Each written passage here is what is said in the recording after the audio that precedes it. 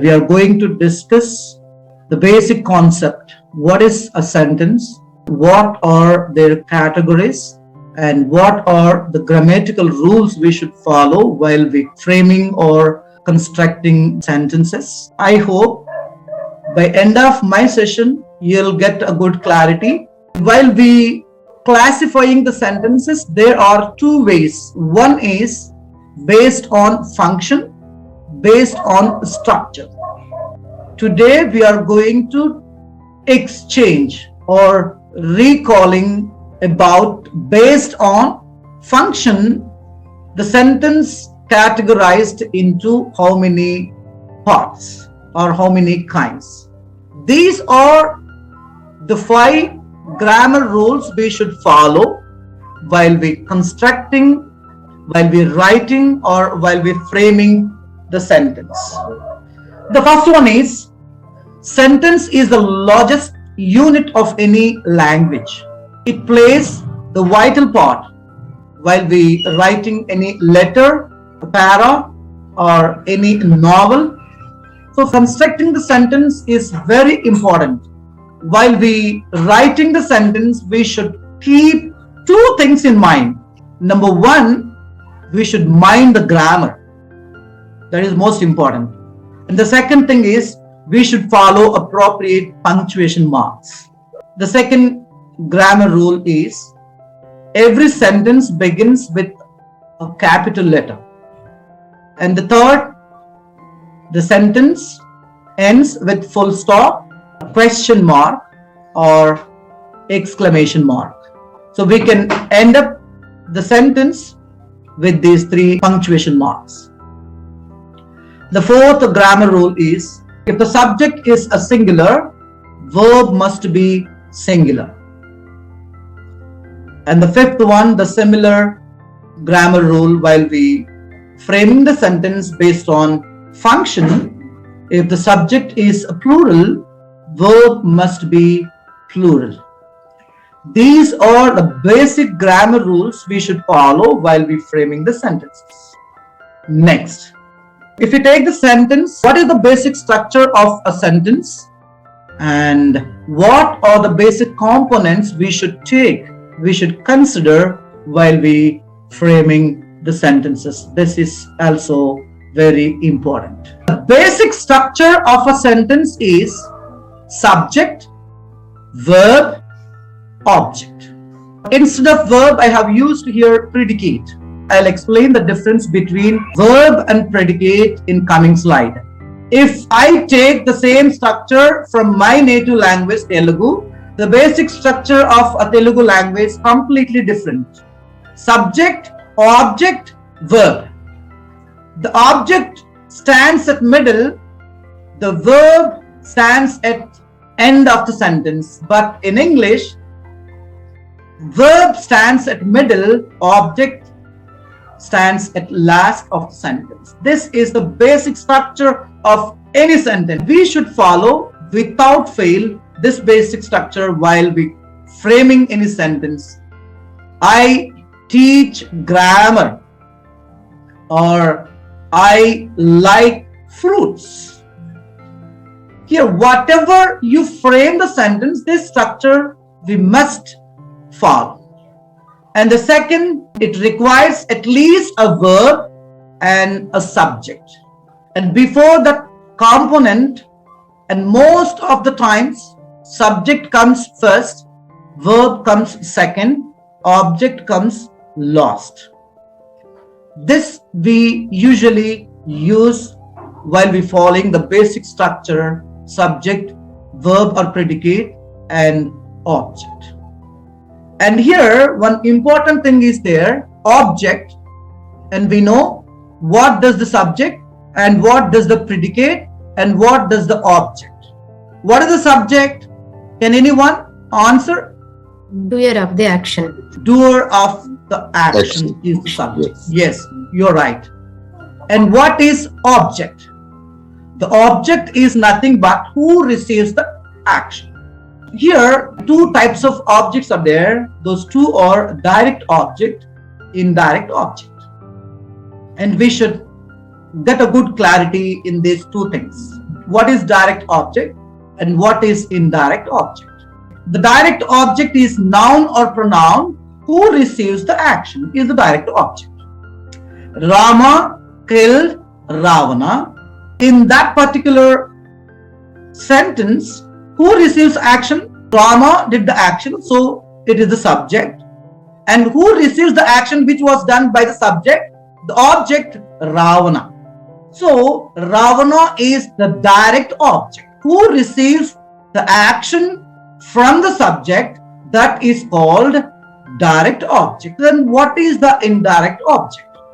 Indirect object is noun or pronoun to whom or to which the direct object given or done. If you take this example, you can understand more clearly the difference between the direct object and indirect object. sharEvery teaches us grammar. Can anyone explain by taking these 4 different words in the sentence? What is subject, what is verb, what is direct object, and what is indirect object, and how we can give the clarification by taking this slide. Can anyone? sharEvery is the subject, sir. Yes, ma'am. Good. Teaches is verb. Uh-huh. And as is object, direct object. Grammar is indirect object. Okay. Is it, sir? Yeah, okay, I'll explain. sharEvery is doing something here. So sharEvery is the subject. You're right. And what kind of action is done by the sharEvery? sharEvery teaches or sharEvery teaching. So it's verb. And here, what sharEvery teaches? Grammar. So grammar is the direct object. Who are getting benefit by the grammar? You, me, we all. So as is the indirect object. I hope you got the clarity. sharEvery teaches us grammar. Indirect object is noun or pronoun to whom or to which the action receives by the direct object. Here, direct object receives the action from the subject, but the indirect object receives the action by the direct object. That is the difference. If we take more examples in coming slides, definitely we will get a good clarity in that. As I mentioned here, sentence difference between verb and predicate. This is a very confusing thing in many learners. What is the difference between verb and a predicate? The similar point we can consider between these two, verb and predicate. Verb need not be one word, it can be more. In the same way, predicate also need not be one word, it also can be more, or 1 or 2 words or 3 or more. What does the verb? Verb does 4 different things. Verb does action, it shows the action and state of being. It shows the position done to the subject by others. So these are the 4 basic things verb does. If we take examples, she sings songs. So here, sing is action. And she is a doctor. Here is shows her state of being. How? She is a doctor. I am a teacher. And the third example, she has. What she has? She has a car. And they have a big house. And he has a good dictionary. So it shows the position, what they have, what she has, what it has. And here the 4th example, she was punished by her teacher. Here she receives the action by somebody else. By whom? By the teacher. Or the thief was punished by the policeman. See, these are the 4 things what actually verb does. If you take the predicate, as I mentioned, the similar point is Predicate need not to be one word. It can be more. Predicate says or speaks something about the subject. That is most important.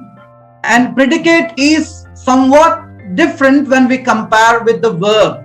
And you should be very clear in this case. Excluding the subject, the remaining entire part we can treat as a predicate in the sentence. For example, I am taking a class today, or I am taking class now. Here, I am taking. See here, if we exclude the main verb as well as the subject, the entire sentence we can treat as a predicate, not just one verb. If you take this example, she sings a song. Here, she is a subject, sing is a verb, song is object. Then what is the predicate in this sentence, in this example? Can anyone? He sings a song. Okay. The predicate is here, sings a song. Except the subject, the rest of all the sentence we should treat as a predicate. But verb is not like that. Verb means the particular word or particular 2 or 3 words only we can treat. I hope you got my point. If predicate is one word in the sentence, that must be a verb. That is also most important. I eat. Here, I is the subject, eat is verb or predicate, because other than the subject we have only one word. That one word is a verb. So the one word verb we should treat as a predicate. Verb area is very small, even though it is important, but predicate is not like that. After the subject, if we notify the verb, we can't treat the rest of the sentence as a verb, but we can treat the rest of the sentence along with the verb as a predicate. That is most important. If you go through the examples, cried, here one word, she cried, he cried. So he is the subject, cried is a predicate or verb, because here only one word is there other than the subject. The next one, my ambition is to become a doctor, except the subject, the remaining part of the sentence is called as a predicate. But what is the verb? Become. And she sang and danced. Here, sang and danced, both, and the rest of all the sentence we can treat as a predicate. If I advise him like this, it is high time to meet the doctor. It is better to meet the doctor. Except the subject, the entire remaining part of the sentence we can treat as a predicate.